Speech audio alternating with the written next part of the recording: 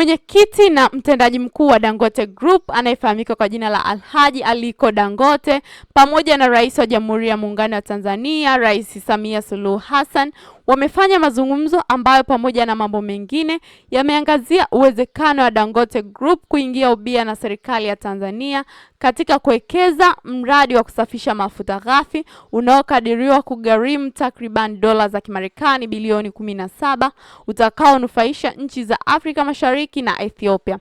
Kwa mujibu wa taarifa ya Ikulu ya Tanzania, Alhaji Dangote amesema mradi huo unaweza kutoa fursa kwa nchi nyingine za ukanda wa Afrika Mashariki kushiriki kupitia hisa kama sehemu ya kujenga uwezo wa bara la Afrika katika kujitosheleza kwa uzalishaji wa mafuta na bidhaa za mafuta, na hivyo kupunguza utegemezi kutoka nje na kujilinda dhidi ya athari za misukosuko ya bei na upatikanaji wa bidhaa hizo.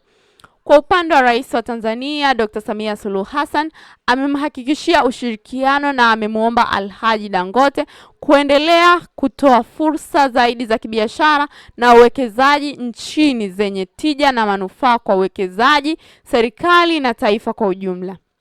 Halikadhalika, Dr. Samia Suluhu Hassan ameikaribisha Dangote Group kuwekeza katika uzalishaji wa mbolea nchini, akibainisha kuwa mahitaji ya bidhaa hiyo ni makubwa kuliko uwezo wa sasa wa uzalishaji wa ndani.